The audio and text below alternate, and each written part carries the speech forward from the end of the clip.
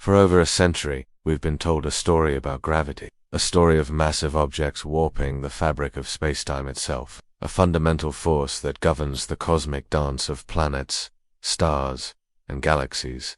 But what if that story is wrong? What if the force keeping your feet planted firmly on the ground isn't fundamental at all? A phenomenon that just sort of happens, as our universe constantly tries to optimize itself, almost like a computer running a program. Now, this isn't just another philosophical thought experiment. Some believe this could be the first tangible clue that our reality is a sophisticated simulation, and we've just found a crack in the source code. The title of this video uses the word proves, and while that is a bold, and let's be honest, almost certainly premature claim, what if the first hints of such a profound discovery don't look like a neat equation, but like a deep and unsettling glitch in the very foundation of physics? What if it's just a side effect? Some physicists are now exploring a radical new idea, one that suggests gravity is something else entirely, an emergent property.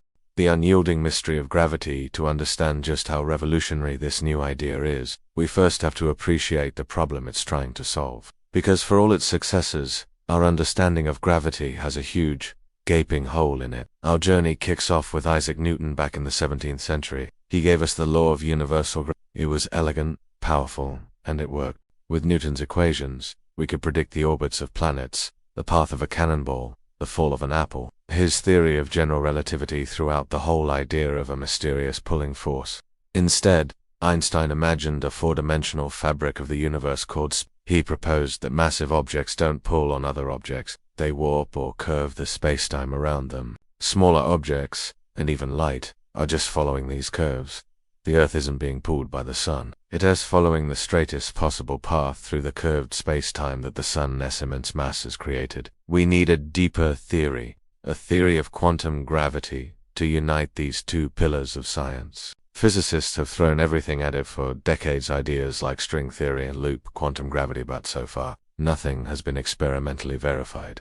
The puzzle of gravity remains. And it's this profound, persistent mystery that has forced some scientists to look for answers in a completely new, and deeply strange, direction. It was brilliant, but Newton himself was deeply troubled by it. He had described how gravity works, but he had no clue why. General relativity is, without a doubt, one of the most successful scientific theories ever. How could two objects, separated by the vast, empty vacuum of space, pull on each other? The single biggest problem in all of fundamental physics is the glaring incompatibility between our two best descriptions of the universe, general relativity and quantum mechanics. General relativity is the king of the very large stars, galaxies, the cosmos. Quantum mechanics is the master of the very small atoms, particles, and the bizarre, probabilistic rules they obey.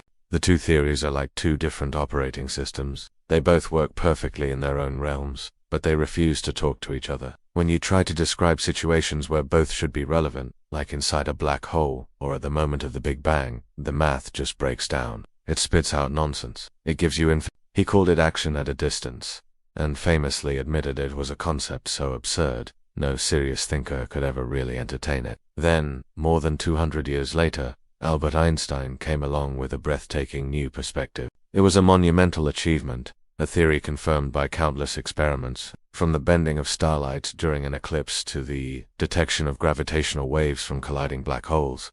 And yet, it's not the final word. This is the great crisis of modern physics. We are missing something. The simulation hypothesis enters the chat. So how do we get from a crisis in physics to living in the matrix? Well, to connect those dots, we first need to talk about the radical framework this all fits into. The simulation hypothesis, popularized by Oxford philosopher Nick Bostrom in 2003, the argument is a surprisingly straightforward piece of logic. We're talking simulations so perfect that the beings inside would be conscious and have no idea they were artificial. Bostrom asks us to make one assumption, that any technological civilization will eventually be able to create incredibly detailed computer simulations of its ancestors. If you accept that this is even remotely possible, Bostrom says we're left with three possibilities. Civilizations like ours almost always go extinct before developing this kind of godlike tech. Advanced civilizations, for whatever reason, lose all interest in running these ancestor simulations. We are almost certainly living inside a computer simulation, and are interested in running simulations. They won't just run one, they'll run thousands, maybe billions of them. A fun what if for science fiction fans and tech billionaires. But it wasn't science. Science needs testable predictions, evidence, math. And that is precisely what might be starting to change. A strange new field called information physics is exploring the idea that reality is unmade of matter and energy, but is fundamentally made of bits of information, just like a computer program. And it is from this field that one physicist now claims to have found the first hint of a physical law that doesn't just rhyme with the simulation hypothesis, but could point right to it. For every single base reality, there would be countless simulated ones. Simple probability, then, suggests it's overwhelmingly more likely that we're in one of the many simulations, rather than the one, single, original reality. Because if civilizations do get to this point for a long time, this was just a philosophical argument. The new code, infodynamics, and emergent gravity. This is where our story takes a sharp turn. Into the work of Dr. Melvin Vopson, a physicist at the University of Portsmouth. Vopson's research is, to put it mildly, way outside the mainstream. It centers on the role of information in the universe.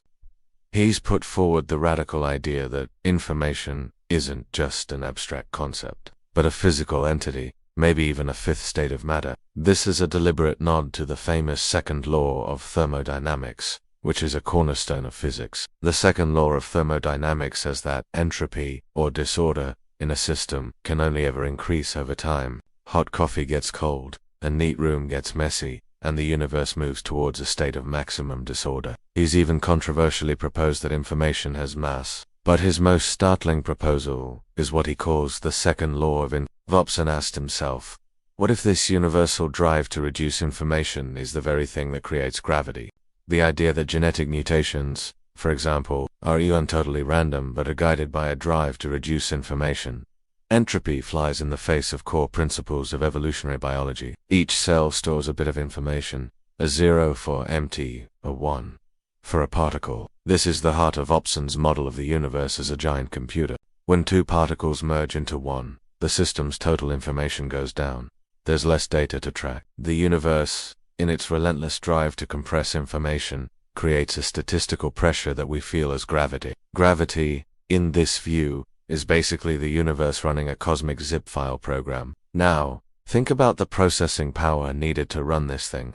As Vopson puts it, it is much more efficient to compute the location of one single object than a bunch of separate ones. So, maybe gravitational attraction is just a data compression mechanism. But Vopson argues this principle is everywhere, from the way electrons arrange themselves in atoms to the love of symmetry we see all over nature. A perfect snowflake, for example, has high symmetry and therefore low information entropy. Nature, he claims, seems to prefer order and structure. Vopson was studying the information content of various systems, from digital data to viral RNA, and he expected to see the same trend. It suggests gravity isn't built into the hardware of the universe, but is an emergent piece of software. Vopson even suggests that his model, based on these ideas, can reproduce Newton's law of universal gravitation. It's a claim that is a long way from being accepted by the wider physics community. But it's a novel attempt to reframe gravity not as a feature of spacetime but of information processing.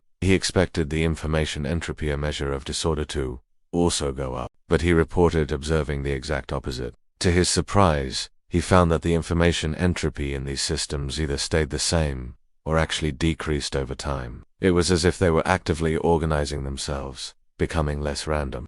He argues this is a new law of nature, his second law of infodynamics, a universal tendency to minimize information content. Now, to be crystal clear, this is a huge and highly controversial claim. And this is where we finally get back to gravity. Imagine space isn't a smooth fabric, but a grid of cells, like pixels. In this model, gravity isn't a force pulling things together. It's a side effect of the universe trying to optimize its own code. This completely flips our understanding of one of nature's most basic forces on its head. This is a moment to pause and just let that sink in. We're talking about the possibility that the laws of physics aren't set in stone, but are more like lines of code. It's a concept that blurs the line between physics, information, theory, and philosophy. Exploring these kinds of mind-bending ideas is what we love to do on this channel. If you're passionate about pushing the boundaries of what we know and asking the biggest questions about reality, then make sure you subscribe and hit that bell icon so you don't miss our next exploration into the frontiers of science. Connecting the dots, the quantum glitches.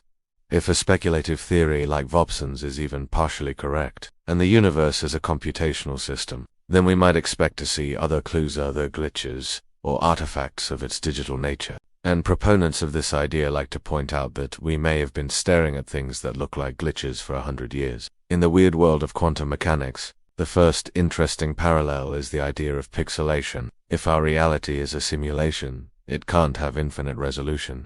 Just like a photo is made of pixels, our universe should have some fundamental, indivisible unit of space and time. You fire electrons at a barrier with two slits, and they act like waves, creating an interference pattern. But the moment you try to see which slit an electron goes through, the wave behavior vanishes. The electron acts like a particle, and the pattern disappears. For decades, this has been a deep mystery. But, from a simulation perspective, there's a powerful metaphor. Proponents of the idea ask, why would a simulation waste processing power rendering a detailed particle path when no one is looking? It's more efficient to just compute probabilities. Only when an observation is demanded does the system render a definite state. Now, this is just an analogy, of course. It isn't a scientific explanation, but it's a powerful one, mirroring how video games only render details at high resolution when the player looks at them. And it turns out, physics already has a name for this: the Planck length and Planck time. These are the smallest possible units that have any physical meaning. When two particles are entangled, their fates are linked, no matter how far apart they are. Measure the spin of one, and you instantly know the spin of the other, even across the galaxy. This seems to break the cosmic speed limit. How does the information travel so fast? Again, in a simulation, it's not so spooky. You can think of it like code. The particles aren't two separate things sending a signal. They are linked variables in the program. If you set particle underscore a underscore spin equals +1, the code instantly updates particle underscore b underscore spin equals -1. There's no travel time, just a logical operation in the source code. Below that scale, our laws of physics break down. While there's no direct evidence that space is literally a grid, it's a tantalizing parallel. The second, and most famous, parallel is the observer effect from the double-slit experiment. The third clue is quantum entanglement, what Einstein called spooky action at a distance.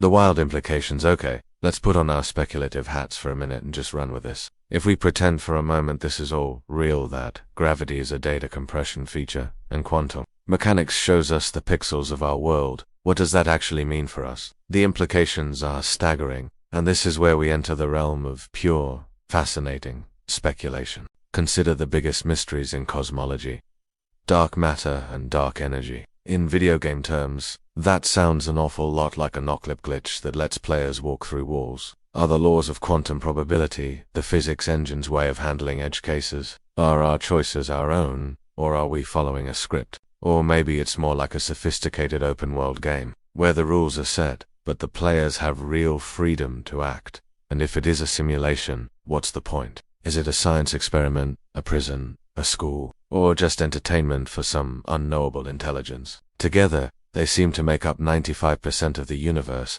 yet we have no clue what they are. From a simulation perspective, could they be something else entirely? This is where the speculation gets really wild. Could dark matter be a kind of gravitational patch in the code to make sure galaxies hold together? Could dark energy be related to the simulation's hard drive expanding? Again, this is pure thought experiment territory with no evidence. But it shows how this framework can offer bizarre new ways of thinking about old puzzles. What about other quantum weirdness? Quantum tunneling lets a particle pass through a solid barrier it shouldn't be able to. And then there's the ultimate question: what about us? If we are characters in a program, what does that say about free will? We've journeyed from Newton's apple to Einstein's curved spectrum, and from there to the fringe theories of information physics. We've looked at the speculative proposal from Dr. Melvin Vobson, suggesting that gravity isn't fundamental, but a computational side effect of a universe trying to optimize itself. We've seen how this idea, while highly controversial, offers a potential physical framework for the simulation hypothesis. So, let's be clear. The ideas we've talked about today are not mainstream science, but the journey of science has always been about pushing boundaries and daring to ask what if. A new story about our universe is the right one. They live on the absolute fringes of theoretical physics and philosophical speculation. They are far from proven, but they represent a bold attempt to answer some of the most profound questions we can ask. The theory that gravity emerges from information is one of the first of its kind to offer something that even looks like a physical piece of evidence for a simulated reality. Whether our universe is a computational construct is a question we may never be able to answer. So, I'll leave you with this question. If we are living in a simulation, what do you think its ultimate purpose is?